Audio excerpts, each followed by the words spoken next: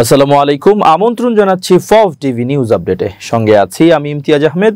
শুরুতেই সংবাদ শিরোনাম। নির্বাচনে জামাত আমিরের বিপক্ষে লড়তে চান বিএনপির ফজলুর রহমান। ডাকসুর ভিপিজিএস বাড়তি যে সুবিধা পাবেন। ফেব্রুয়ারির প্রথমার্ধে নির্বাচনের কোনো বিকল্প নেই বললেন প্রধান উপদেষ্টা। নেপালের ঘটনায় হঠাৎ ভয় পাচ্ছে দিল্লি। আবারও ভারতের সঙ্গে আলোচনায় বসতে চান মার্কিন প্রেসিডেন্ট। এবার বিস্তারিত। বিএনপি চেয়ারপারসনের উপদেষ্টা পদ স্থগিত হওয়া সাবেক এমপি বীর মুক্তিযোদ্ধা অ্যাডভোকেট ফজলুর রহমান বলেছেন, আমি ধর্ম বিদ্বেষী নই, আমি জামাত বিদ্বেষী। আমি ধর্মকর্মে বিশ্বাসী একজন মুসলমান, তবে জামাত ইসলাম নয়, তারা জামা কাপড় ইসলাম। তাদের প্রতি আমার বিদ্বেষ রয়েছে। আগামী সংসদ নির্বাচনে আমি ধানের শীষ প্রতীক নিয়ে নির্বাচন করতে চাই। দলের কাছে আমার অনুরোধ, আমাকে ধানের শীষ মার্কাটা দেবেন। বুধবার 10 সেপ্টেম্বর বিকালে কিশোরগঞ্জের নিজ নির্বাচনী এলাকার হাওর মিঠাইমনে উপজেলা মুক্তিযোদ্ধা সংসদ আয়োজিত গণসংবর্ধনায় তিনি এসব কথা বলেন। ফজলুর রহমান বলেন, দল আমাকে 3 মাসের জন্য স্থগিতাদেশ দিয়েছে, আমি মাথা পেতে নিয়েছি, তবে আমি ধানের শীষ প্রতীক নিয়ে নির্বাচন করতে চাই। দলের কাছে এটাই আমার চাওয়া। আপনারা জনগণ দলের কাছে 2টা জিনিস চাইবেন, একটা হলো ফজলুর রহমান, আরেকটা হলো ধানের শীষ মার্কা। জামাত ইসলামের উদ্দেশ্যে ফজলুর রহমান বলেন, মুক্তিযুদ্ধ হলো দেশ স্বাধীন হলো, কিন্তু জামাত ইসলাম বলে এটা ছিল ভাইয়ে ভাইয়ে দ্বন্দ্ব, আর এই দ্বন্দ্ব নাকি ভারত লাগিয়েছিল। তিনি বলেন, আমি মুক্তিযুদ্ধের পক্ষে আমরণ বলে যাব, এ বিষয়ে কোনো আপোষ নাই। যেদিন পত্রিকায় জামাত লিখলো এই দেশে কোনো মুক্তিযুদ্ধ হয় নাই, বলল মুক্তিযুদ্ধ রাখবে না, যারা যুদ্ধ করেছে তারা বেশিরভাগ নাকি হিন্দু, ইন্ডিয়া থেকে এসে যুদ্ধ করেছে, অস্ত্র নিয়ে যারা যুদ্ধ করেছ তারা আল্লাহর কাছে মাফ চাও। সেদিন আমি বলেছি, এই আল বদরের বাচ্চারা, রাজাকারের বাচ্চারা, এখনো আমি জীবিত আছি। সেদিন আমি বলেছি মুক্তিযুদ্ধের পক্ষে। আমি কি এমনিতেই জামাতের বিরুদ্ধে বলছি? আমি কি ঝগড়া করার মানুষ নাকি? তিনি আরো বলেন, যখন দেখছি মুক্তিযুদ্ধ রাখবে না, মুক্তিযুদ্ধকে কবর দিয়ে দেবে, যখন দেখছি 30 লাখ মানুষের রক্ত এ দেশে বৃথা যাবে, 2 লাখ মা বোনের ইজ্জত বৃথা যাবে, তখন আমি মনে করেছি, না, আমি ছাড়বো না, আমি তাদেরকে ছাড়বো না। যারা মুক্তিযুদ্ধকে অস্বীকার করে, যখন এসব কথা বললাম, আমার সঙ্গে যুক্তিতে না পারে, তখন কিছু মাওলানা, আজহারি, আমির হামজা, আহমদুল্লাহ তারা বলা শুরু করলো, ও তো পাগল, ও তো ফজু পাগলা। অনুষ্ঠানে উপস্থিত সবাইকে উদ্দেশ্য করে ফজলুর রহমান বলেন, আপনাদের কি মনে হয় আমি ফজু পাগলা? আমাকে কি পাগল মনে হয়? আসলে আমাকে পাগল উপাধি দিয়ে রাজাকারেরা বাঁচতে চায়। শুধু আলবদর আর রাজাকারেরা বাচ্চারা ছাড়া আমাকে কেউ ফজু পাগলা বলে না। জামাতের আমিরকে চ্যালেঞ্জ ছুড়ে দিয়ে ফজলুর রহমান বলেন, আপনার বাড়ি তো সিলেটে, 19টি আসন আছে, কোন আসনে দাঁড়াবেন বলেন? আমি আমার দল থেকে সেই আসনে দাঁড়াবো। 19টির মধ্যে একটা আসনেও যদি পাশ করতে পারেন, তাহলে ভাববো আপনি বাপের বেটা। অনুষ্ঠানে সভাপতিত্ব করেন উপজেলা মুক্তিযোদ্ধা সংসদের আহ্বায়ক বীর মুক্তিযোদ্ধা মোহাম্মদ ইব্রাহিম। এ সময় উপজেলার বিভিন্ন ইউনিয়ন ও ওয়ার্ডের মুক্তিযোদ্ধাদের পাশাপাশি কয়েক হাজার নারী পুরুষ উপস্থিত ছিলেন। ডাকসুর ভিপি ও জিএস পদ দুটি সম্মান ও ক্ষমতার দিক থেকে অত্যন্ত গুরুত্বপূর্ণ। ডাকসুর 2 পদ ভিপি ও জিএস কে নিয়ে সাধারণ মানুষের আগ্রহের যেন শেষ নেই। সবার মনে একটি সাধারণ প্রশ্ন, ডাকসু নির্বাচনে নির্বাচিত ভিপি ও জিএস এর কি সুযোগ সুবিধা পান? দৈনিক যুগান্তরের প্রকাশিত এক প্রতিবেদন থেকে জানা যায়, ভিপি ও জিএস পদে থাকা ব্যক্তিরা বিশ্ববিদ্যালয়ের সর্বোচ্চ 2 সংস্থা সিনেট ও সিন্ডিকেটের সদস্য হওয়ার সুযোগ পান।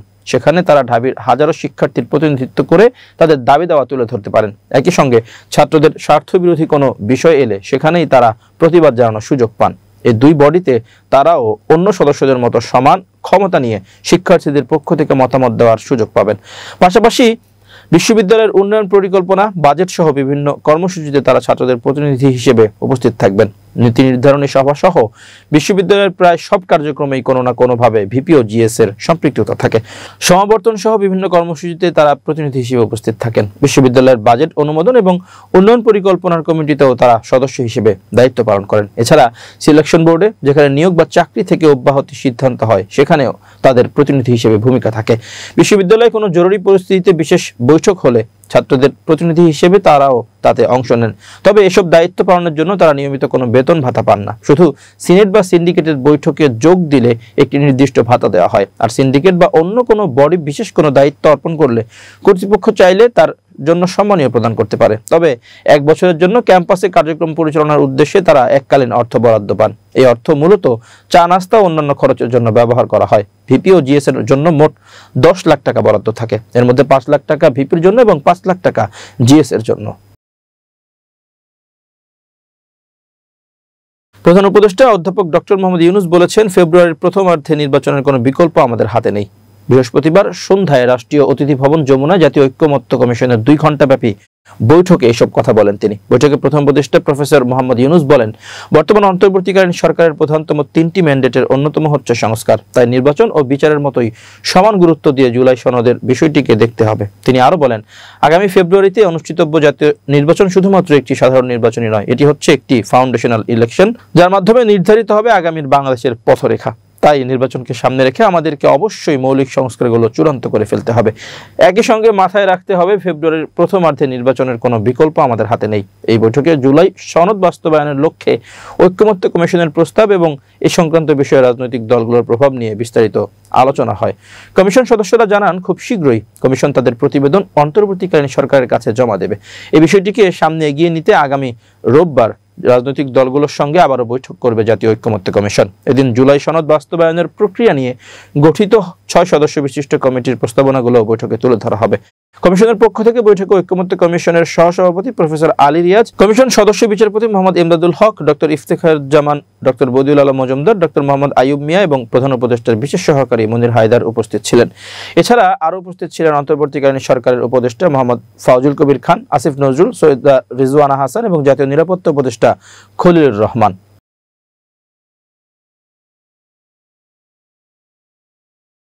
জাতীয় সংসদ নির্বাচন কেমন হতে পারে? ডাকসু নির্বাচন তারই একটি বড় টেস্ট ছিল বলে মন্তব্য করেছেন প্রধান উপদেষ্টার প্রেস সচিব শফিকুল আলম। বৃহস্পতিবার রাজধানীর সিরডাপ মিলনায়তনে সুষ্ঠু নির্বাচনের জন্য প্রত্যাশা ও চ্যালেঞ্জ, সফল নির্বাচন আয়োজনে সরকার, রাজনৈতিক দল ও নাগরিক সমাজের করণীয় শীর্ষক এক মতবিনিময় সভায় মন্তব্য করেন তিনি।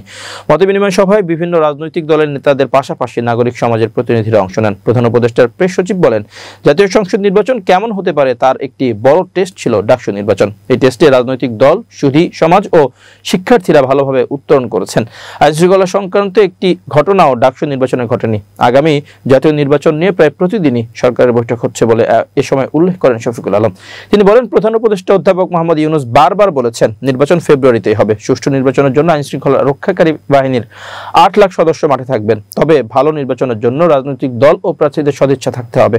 আর জনগণ যদি বানের জলের তোড়ের মতো ভোট দিতে যায়, তাহলে কারো সাধ্য নেই নির্বাচনকে প্রশ্নবিদ্ধ করার। প্রেস সচিব বলেন, অনেকে বলছে সরকার কিছু করেনি, সেগুলো তারা ইমোশনাল হয়ে না পাওয়ার বেদনা থেকে বলছে।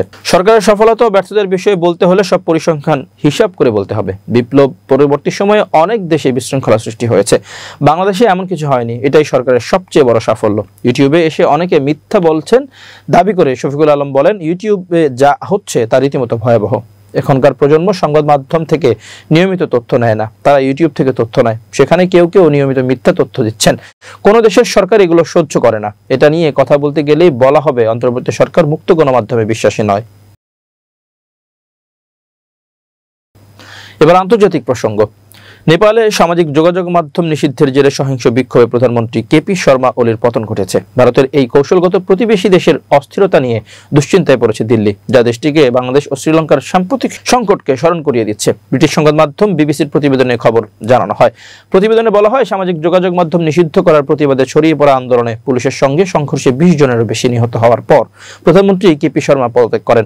প্রতিবাদকারীরা পার্লামেন্টে হামলা চালিয়ে কয়েকজন রাজনীতিবিদের বাড়িতে আগুন ধরিয়ে দিলে সেনাবাহিনীকে পরিস্থিতি নিয়ন্ত্রণের জন্য নামানো হয় এবং দেশব্যাপী কারফিউ জারি করা হয়। কাঠমান্ডুর এই দৃশ্য 2022 সালের শ্রীলঙ্কার অভ্যুত্থান ও গত বছর বাংলাদেশের রাজনৈতিক অস্থিরতার কথা স্মরণ করিয়ে দিয়েছে অনেকের কাছে। সাম্প্রতিক বছরগুলোতে সহিংস আন্দোলনে সরকারের পতন ঘটা তৃতীয় দেশ হচ্ছে ভারতের ঘনিষ্ঠ প্রতিবেশী নেপাল। বাংলাদেশ ও শ্রীলঙ্কা ভারতের ঘনিষ্ঠ প্রতিবেশী হলেও নেপালের সঙ্গে দিল্লির সম্পর্ক বেশ ভালো, কারণ দুই দেশের মধ্যে ঐতিহাসিক, কৌশলগত ও অর্থনৈতিক যোগসূত্র রয়েছে। নেপালের সঙ্গে ভারতের 1750 কিলোমিটারের বেশি খোলা সীমান্ত রয়েছে, যা উত্তরাখণ্ড, উত্তরপ্রদেশ, সিকিম, বিহার ও পশ্চিমবঙ্গের সঙ্গে যুক্ত। সীমান্তের ওপরের ঘটনা প্রবাহে ভারত গভীর নজর রাখছে। প্রধানমন্ত্রী নরেন্দ্র মোদী দ্রুত প্রতিক্রিয়া জানিয়ে এক্সে লিখেছেন, নেপালের সহিংসতা হৃদয় বিদারক, এত তরুণ প্রাণহানিতে আমি মর্মাহত। তিনি আরো বলেন, নেপালের স্থিতিশীলতা, শান্তি ও সমৃদ্ধি অত্যন্ত জরুরি। গত মঙ্গলবার তিনি মন্ত্রিসভার সহকর্মীদের সঙ্গে জরুরি বৈঠকও করেছেন। বিশ্লেষকরা বলছেন, যেভাবে 2022 সালে শ্রীলঙ্কার রাজনৈতিক অস্থিরতা ভারত অপ্রস্তুত হয়েছিল, তেমনি নেপালের এই পরিস্থিতিও তাদের বিস্মিত করেছে। বিশেষ করে কেপি শর্মার দিল্লি সফরের ঠিক এক সপ্তাহ আগে তার পদত্যাগ ঘটনাটিকে আরো তাৎপর্যপূর্ণ করেছে। নেপালের অস্থিরতা ভারতের জন্য উদ্বেগের কারণ দেশটির কৌশলগত অবস্থান অত্যন্ত গুরুত্বপূর্ণ। চীনের পশ্চিমাঞ্চলীয় সামরিক কমান্ড নেপালের সীমানার উপরেই অবস্থান করছে। ভারতীয় বিশেষজ্ঞরা বলছেন, ইন্দো গাঙ্গে সমভূমিতে প্রবেশের পথ সরাসরি নেপালের ভেতর দিয়ে গেছে। অস্থিরতার প্রভাব ফেলছে ভারতের অভ্যন্তরেও, কারণ ভারতে প্রায় ৩৫ লাখ নেপালি বসবাস বা কাজ করেন। তবে প্রকৃত সংখ্যা আরো বেশি হতে পারে। দুই দেশের মধ্যে রয়েছে গভীর পারিবারিক সম্পর্ক ও অবাধ যাতায়াত। ভিসা বা পাসপোর্ট ছাড়াই নেপালি নাগরিকরা ভারতে যেতে ও কাজ করতে পারেন। পাশাপাশি নেপালের প্রায় ৩২,০০০ গুর্খা সেনা বিশেষ চুক্তির আওতায় ভারতীয় সেনাবাহিনীতে কর্মরত। ১৯৫০ সালের চুক্তির অধীনে নেপালিরা ভিসা বা পাসপোর্ট ছাড়াই ভারতে যেতে বা কাজ করতে পারেন। নানা উত্থান পতনের পর আবারও ভারতের সাথে শুল্ক হার নিয়ে আলোচনায় বসতে আগ্রহ প্রকাশ করেছেন মার্কিন প্রেসিডেন্ট ডোনাল্ড ট্রাম্প। মঙ্গলবার ৯ সেপ্টেম্বর সামাজিক যোগাযোগ মাধ্যমে দেয়া এক পোস্টে ভারতের প্রধানমন্ত্রী নরেন্দ্র মোদীকে নিজের বন্ধু বলে পরিচয় দেন তিনি। ট্রাম্প জানান, আসন্ন কয়েক সপ্তাহের মাঝে মোদীর সাথে শুল্ক ইস্যুতে আলোচনা বসতে চান তিনি। এই বৈঠকে দুই দেশের মধ্যকার বাণিজ্যিক বাধা দূর হবে বলেও আশা প্রকাশ করেন মার্কিন প্রেসিডেন্ট। অপরদিকে বুধবার ট্রাম্পের পোস্টের প্রত্যুত্তরে সামাজিক যোগাযোগ মাধ্যমে পাল্টা পোস্ট দেন ভারতের প্রধানমন্ত্রী নরেন্দ্র মোদী। জানান, শুল্ক ইস্যুতে ওয়াশিংটনের সাথে আলোচনা চালিয়ে যেতে আগ্রহী নয়াদিল্লি। এই সাক্ষাৎ দুই দেশের মধ্যে সুসম্পর্ককে আরো জোরালো করবে বলেও আশাবাদ ব্যক্ত করেন তিনি। এবার বিজ্ঞান ও প্রযুক্তির খবর।